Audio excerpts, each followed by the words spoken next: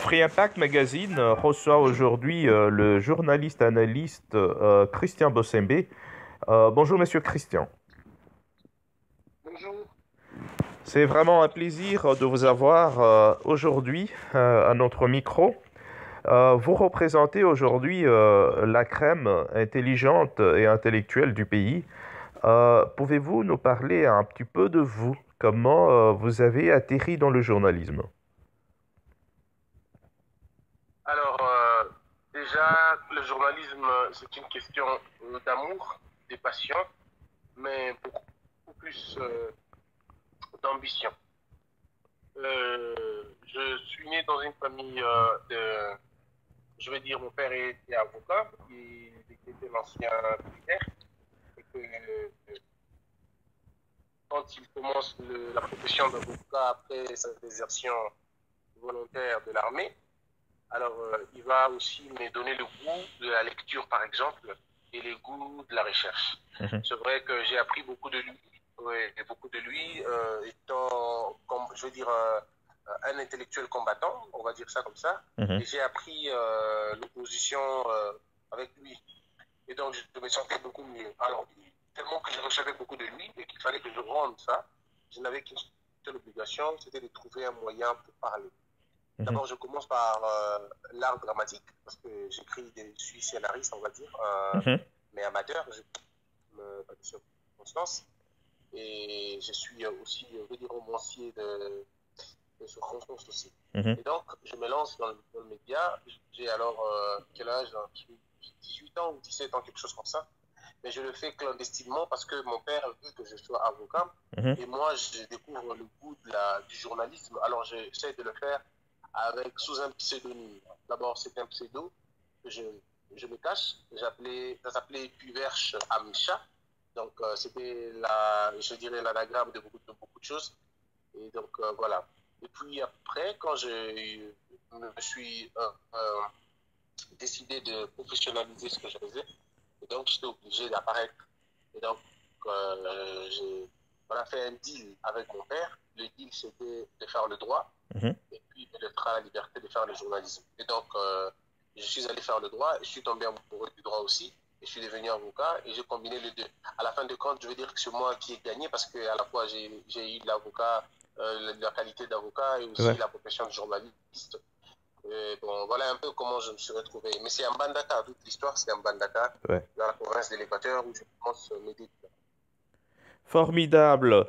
Votre façon de faire a traversé les frontières congolaises, partie de Mandaka, comme vous l'avez dit, et puis bon, voilà, Kinshasa. Vous avez séduit Kinshasa et aujourd'hui, vous traversez les frontières congolaises.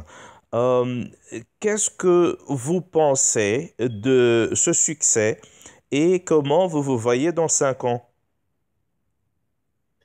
Alors, ce qui est vrai, c'est pour moi, le succès, c'est un challenge de tous les jours, c'est un combat de tous les jours, parce qu'il y a rien de si fragile comme le succès.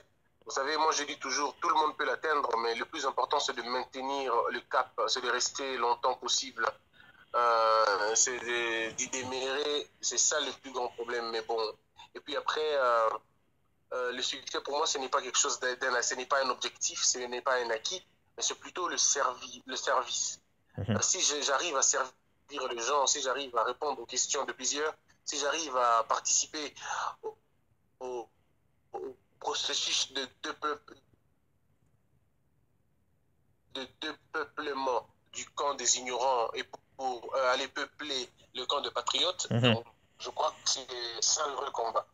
mhm, Alors, ce que j'aime me voir, je veux dire l'Afrique, parce que je suis à la base un panafricaniste rationnel, mhm, pas émotif, hein, non, mais vraiment rationnel. Et donc, je pense que les mots du Congo sont pratiquement le même mot que le Gabon, le même mot que la Côte d'Ivoire, le même mot que beaucoup de pays africains. Et donc, mhm, porter la voix du Congo, c'est porter la voix de l'Afrique. mhm, Alors, dans 5 ans, je me dis, pourquoi ne pas porter cette voix très haut? Pourquoi ne pas mobiliser si fort? Pourquoi ne pas sensibiliser les Africains pour cette cause de l'Afrique? de la vraie indépendance, parce qu'à mon avis, la vraie indépendance, elle est d'abord culturelle. Tant que nous allons dépendre de la culture occidentale, de la culture orientale, comme c'est le cas aujourd'hui, on ne pourra rien faire. Donc voilà, dans 5 ans, comment je me vois, en fait. Aujourd'hui, au Congo, chacun y va de son analyse, journaliste et peuple confondu. Qu'est-ce qui vous démarque de cette façon de faire des autres qui laisse à désirer? Qu'est-ce qui vous démarque? Pourquoi est-ce que ce que vous faites est beaucoup apprécié? Pourquoi est-ce que vous le faites bien? Alors, ça, je ne sais pas trop. Aujourd'hui encore, c'est beaucoup plus compliqué qu'avant. Vous savez, avant, on avait un seul, je veux dire, ennemi, ou alors, si vous voulez, on avait un seul focus. Hein, on avait Mhm, deux focus. C'était le régime Kabila. Mais aujourd'hui, c'est finalement Kabila a réussi à nous diviser, en fait, en nous imposant un débat qui n'en est pas un, mhm, opposant la Mouka et puis disons les Cash. Et mhm, donc, si vous avez des propos qui plaisent au camp de la Mouka, mhm. ceux de la Mouka pensent que vous êtes rationnel. Si vous avez des propos qui penchent vers ceux de Cash, ceux de Ouais, Cash pensent que vous êtes rationnel. ouais, Alors donc, c'est la rationalité qui est finalement détruite, c'est la rationalité qui est à un moment donné arnaquée. Et ouais, donc là, on ne sait plus se positionner. Mais le mhm, plus important, c'est, je crois, garder la jugeote et de garder la constance. Moi, j'ai la chance de garder ma constance et garder ma vision. Et c'est ouais, ce qui fait que je ne sois pas comme les autres. Il y a des gens qui changent de position, n'est-ce voilà. pas, au gré du vent ou au gré des vagues. Moi, ce n'est pas le cas. Mhm, Moi, quand j'ai dit oui, avant que je dise non, il faut que tous les paramètres changent pour que je dise non. Je ne peux pas, quand j'avais dit non, et à 20%, 30% du changement, que je dise bon, oui, mais non. Non. Alors, donc, c'est peut-être ça aussi. Et puis, le goût du risque. Moi, je suis à la base ce qu'on peut appeler un éditorialiste. Donc, je donne mon point de vue. Et ce qui est différent les autres ils posent des questions. Et mhm, dans leur manière de poser les questions, on peut facilement les catégoriser qui sont dans l'opposition, ou ils sont dans la lutte, ou ils sont dans le pouvoir. Mais mhm, moi, ce n'est pas à cacher.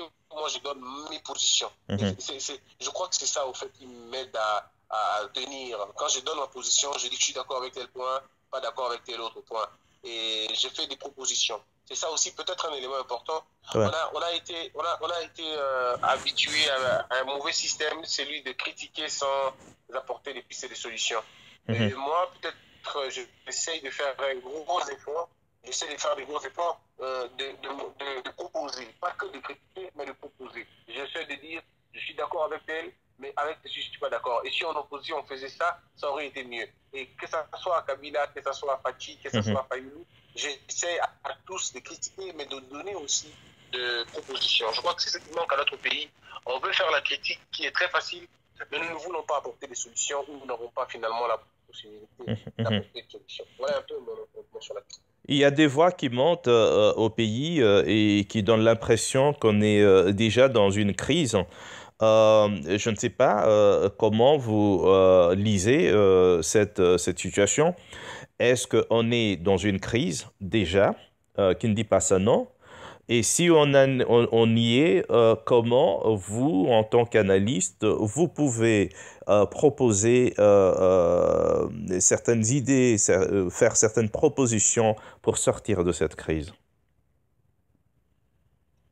Alors, je répondrai méthodiquement. Je vais aller par deux points, Mhm, ou par deux aspects, si vous voulez, ou deux volets. mhm, La crise au Congo s'appelle l'Alliance FCCH. C'est déjà une crise. ok. Et si nous voulons remonter un peu plus loin, la crise au Congo, c'est la Kabylie et sa gestion. Mhm, Vous savez, cette gestion a été calamiteuse au point de galvauder tous les secteurs de la société. Tout a été banalisé. Le système électoral était finalement un piège. C'était une sorte d'escroquerie électorale où mhm, alors on a assisté je veux dire, à un braquage, on va dire comme ça. mhm, Mais non, quand on est tous tombés dans le piège des élections, le bon ne pouvait pas y sortir. Donc on ne peut pas aujourd'hui parler de la vérité des urnes parce que les urnes n'ont pas été faites dans la vérité. Et donc ce qui n'est pas fait dans la vérité ne peut pas produire la vérité. Parce que le mensonge ne peut pas produire la vérité parce qu'il n'en a pas. mhm, Et donc c'était déjà un problème déjà au départ. Et tout ce que nous sommes en train de vivre aujourd'hui, c'est finalement la suite logique de ce processus aussi catastrophiques, Mhm. catastrophiques pardon, qu'on a rencontrées dans ce pays. Mais même alors, avec cette histoire de crise encore, vous avez vu le blocage que nous sommes en train de vivre aujourd'hui. Mhm. Donc, la crise, d'un côté, je disais que c'est la Kabylie et tout son arsenal, Mhm. mais d'un autre côté aussi, c'est ce que moi je peux considérer comme une sorte naïveté ou de passivité de l'autre camp du pouvoir. Mhm. Et alors, c'est finalement le camp du côté du pouvoir qui a des méthodes qui sont à un moment donné pas assez proportionnelles à la taille de la bêtise ou à la taille de nos enjeux. Mhm. Alors, j'ai comme l'impression que nous ne faisons pas attention aux problèmes que nous avons. On travaille comme si on avait tout le temps avec nous. On travaille comme si le temps était notre allié. Alors Mhm. que nous accusons un retard de 60 ans de développement, le travail qu'on devrait faire devait en principe montrer à la face du monde qu'on était pressé, Mhm. qu'on était talonné par le temps. Mais nous donnons l'impression qu'on a tout et on n'a vraiment pas beaucoup d'efforts à faire. Donc c'est un peu ça aussi qui forme cette crise-là. Alors, de l'autre côté, pour trouver la solution à la crise, moi j'estime qu'il y a encore deux volets. Il y a la méthode forte et la méthode douce. Mhm. La méthode forte pardon, c'est la méthode à l'Angola. C'est la méthode à l'Angola. C'est la méthode de Lorenzo. Mhm. C'est je casse, j'inquiète mes prédécesseurs, je les embête, je les enquiquine, je mets en prison les gens. Ça, c'est une méthode forte, Forte. mais qui, après 5 ans, cette méthode forte crée des problèmes de sécurité, crée des problèmes de paix, crée des problèmes de vie de tous les jours. Mhm. Alors, la méthode la plus intelligente, c'est la méthode douce. C'est la méthode de faire de la justice un véritable instrument de vengeance, parce qu'il n'y a que la justice qui peut se venger. À l'image de la Bible, à moi la vengeance et la rétribution, Mhm. et comme on est sur terre, on va dire c'est à l'État la vengeance et la rétribution. Mhm. Alors donc il faudrait créer un bel État, restructurer notre État, donner à la magistrature des hommes et des femmes compétentes une économie qui va avec, une structure qui permet à la magistrature de fonctionner librement et que les juges prêtent serment d'ingratitude. Alors si les juges ne sont pas rédevables aux personnes qui les ont nommées, ces juges vont se détacher de la politique et vont faire un travail important. Donc, je pense que c'est de cette façon-là que l'on peut régler la crise. Mais une autre dimension, c'est aussi la culture politique. Il Mhm. faudrait que les politiciens congolais comprennent qu'ils ne sont pas des petits-enfants, mais plutôt de personnes qui peuvent impulser le développement. Et donc, à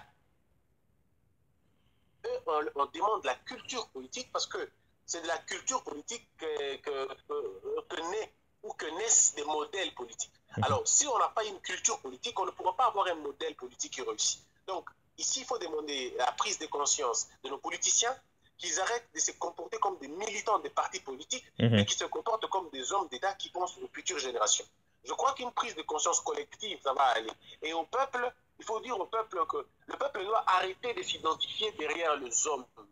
Le peuple doit arrêter cette mentalité d'applaudissement et cette mentalité d'aministe. Ce que Mhm. moi j'appelle les oui-wistes.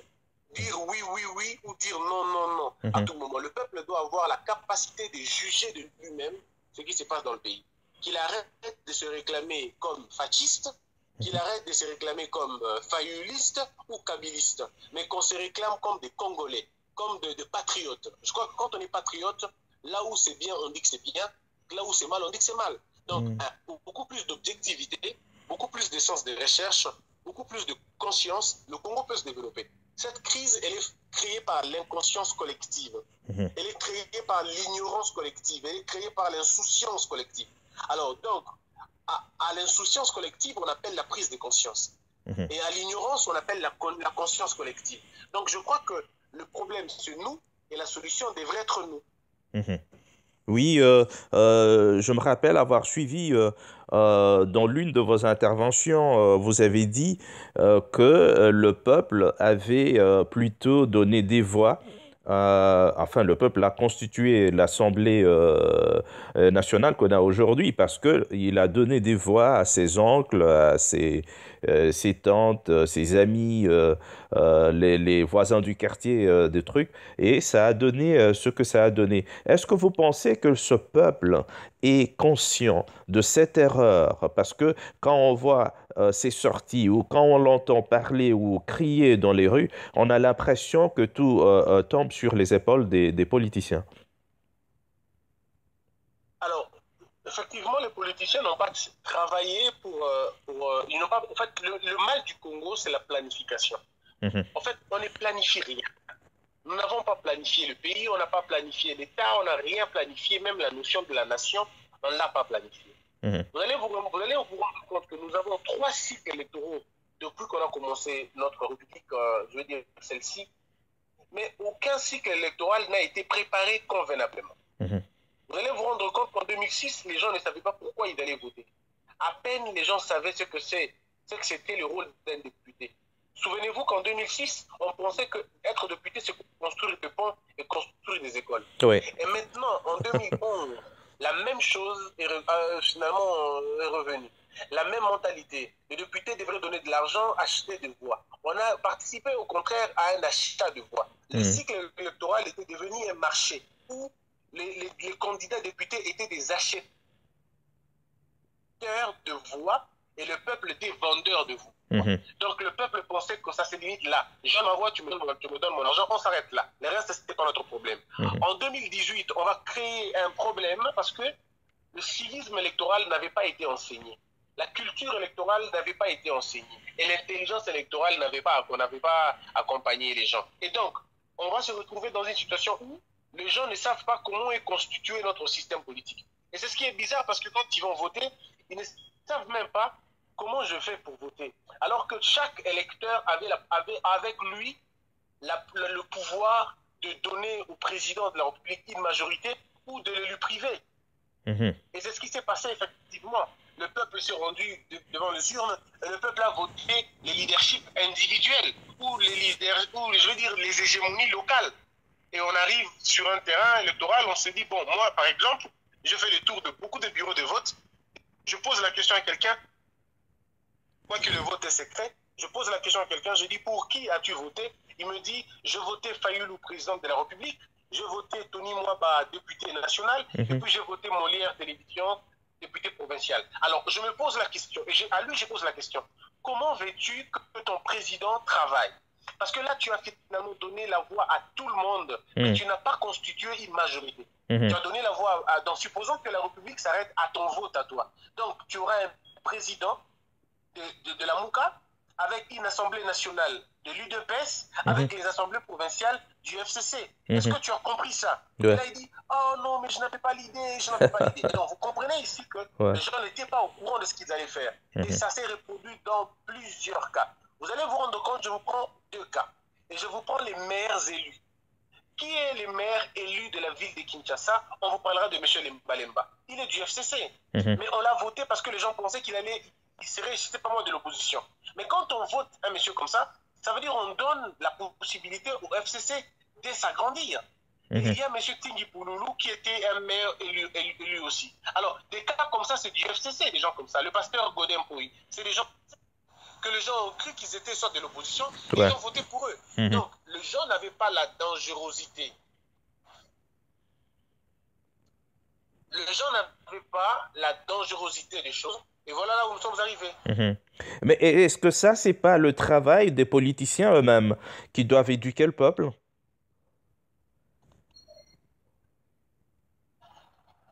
Je n'ai pas compris la question. Est-ce que c'est pas le travail des politiciens à éduquer le peuple sur ce plan-là? Exactement. Mais là, les politiciens ont failli parce que on n'a pas eu une sorte de concentration de notre position. Le FCC n'avait rien à voir avec le peuple, ils s'en foutaient. Ils voulaient même maintenir le peuple dans l'ignorance, mais plutôt, ils voulaient même flouer. C'était même une stratégie du FCC, de ne pas parler de Chadari, de ne pas parler du FCC, mais eux, ils s'attendaient aux voix. Ils disaient, amenez-nous des sièges, c'est tout ce dont on a besoin. Alors, au lieu que les opposants puissent travailler dans l'idée de détruire le plan, ils n'ont pas été ensemble. Et le fait pour eux de ne pas être ensemble n'a pas joué en leur faveur, malheureusement. En quelle lecture faites-vous du bilan de l'an 1 de l'alternance à la tête du pays aujourd'hui? Alors, je vais essayer d'être le plus objectif. S'il faut penser s'il faut calculer le 1 an, on va dire, c'est mitigé. Alors, le bilan est mitigé dans la mesure où les attentes de la population n'ont pas été satisfaits totalement. Mais cependant, il y a eu des très grandes et belles actions qui auraient pu être mieux présentées, mais malheureusement, le président n'a pas une équipe de communication convenable capable de parler de lui et de vendre bien son bilan. Tenez, en si peu de temps, il règle la question d'Ebola, qui était une très grande question que Kabila a laissée et que lui, il vient finalement le régler. Et ça, il le règle en moins de 6 mois. Ou en moins de 8 mois, carrément, la question avait trouvé son sens en nommant quelqu'un de très grand et très fort, c'est le docteur Mouyembe, pour qui j'ai beaucoup d'estime aussi. Alors, il va prendre la question de la gratuité de l'enseignement. Il faut rappeler aux gens que cette gratuité de l'enseignement a vraiment scolarisé plus de 2 500 000 enfants, ce qui n'était pas le cas à l'époque de Kabila. Alors, il va finalement ouvrir l'espace politique, réouvrir l'espace politique. Aujourd'hui, 0 politicien enfermé, 0 politicien en prison. Aucune personne n'est arrêtée parce qu'il a émis un point de vue. Ça, ce sont des avancées quand même, on va dire, significatives. Alors, mais au regard de tous les problèmes que le Congo attendait, vous allez vous rendre compte qu'on n'a pas beaucoup évolué. Parce que l'architecture de Kabila est restée la même. La structure de l'État de Kabila est restée la même. Le paradigme de Kabila est resté le même. L'orgueil et l'arrogance du FCC restent le même. Alors donc, au regard de tout, il y a finalement une sorte de mélange entre le faux et le vrai. Mais je crois que ça va être tôt d'évaluer quelqu'un qui n'a pas encore fait 5 ans, de l'évaluer globalement sur un bilan de 1 an. Mais s'il faut compter le 1 an, je dirais qu'il y a une autre espoir. Ça peut toujours aller, mais le rythme avec lequel nous évoluons n'est pas le rythme auquel le peuple s'attendait. Mais ce qui est vrai, 18 ans ne peuvent pas être effacés en 1 an. Le président de la République serait-il alors un homme seul, entouré de canards boiteux? Alors, le président a commis beaucoup d'erreurs, on va dire, d'appréciation, comme tout débutant à la présidence. Je crois que même aux États-Unis, avec, je me rappelle, de Bill Clinton, lui aussi a commencé sa première année avec des amis, avec des copains, avec les gens avec qui il a travaillé et tout. Oui, en fait, ici, presque tout le monde le fait dans les premiers jours. Obama, quand il est arrivé à la Maison-Blanche, on critiquait son cabinet parce que c'était les amis de Chicago. Et Bill Clinton est arrivé avec les amis de Kansas. Bush est arrivé avec ses amis de Texas, qu'on appelait les Cowboys. Et puis Trump est arrivé avec les hommes d'affaires. Bon, allez-y, merci. Voilà. Et donc, c'est comme ça, en fait. Alors, pour le président, c'est pourquoi moi, j'excuse et je comprends, bien évidemment, je comprends le dilemme de Félix Tshisekedi. Encore que lui, il a fait l'opposition pendant 37 ans, vous voyez, avec l'huile de peste, il y a eu des ventres à satisfaire, il y a eu des ambitions à satisfaire, il y a eu beaucoup de gens, beaucoup de remerciements il fallait faire. Et donc, l'année 2019 était plutôt une année à la fois de récompense, mais aussi d'observation. Et donc, maintenant, mal entouré, oui, parce que il ne pouvait pas inventer des gens. Il ne pouvait pas inventer des gens, il pouvait tester. Il voulait tester les gens. C'était une année test. Il a testé les gens pendant une année et c'est maintenant à lui de se rendre compte que ces gens ne l'ont pas aidé. Bon, pas tous, hein, mais en tout cas, une bonne partie ne l'a pas beaucoup aidé. Il y a des choses qui se passent qu'il arrive à bien faire, mais que son service de communication, par exemple, ne fait pas son travail. Parce qu'on le comprend, le service de communication est dirigé par l'UNC. Et le dire, ce n'est pas en tout cas mauvais, mais c'est plutôt faire comprendre que le président était très mal entouré. Mais maintenant, c'est à lui de savoir. En une année, on peut comprendre le mauvais entourage du président. On peut bien comprendre. Mais quand on dépasse le 1 an, alors là, on ne peut plus comprendre. Et je crois que lui-même, le président, ça, je peux le garantir. Je crois que l'année 2020, cette année, le président prendra un train de mesure terrible et vous allez voir qu'il va changer son cabinet radicalement et même sa politique va changer. Ça va durcir parce qu'il sait que l'État n'est pas son allié. Et s'il n'a pas de bons collaborateurs, il ne sera pas aidé. Comme le disait Sarkozy, ma première tâche difficile était le choix des collaborateurs. Et je crois que le président doit aussi comprendre que le choix des collaborateurs va déterminer sa réussite ou son échec. Donc ici, c'est le casting qui lui fera gagner ou le casting qui lui fera perdre. D'abord, de son cabinet avant même le gouvernement. Super. Nous rappelons à nos auditeurs que nous venons d'avoir ce privilège de recevoir ici par téléphone la crème intellectuelle et intelligente du moment dans la presse congolaise, Monsieur Christian Bossembe. Merci beaucoup, Monsieur Christian.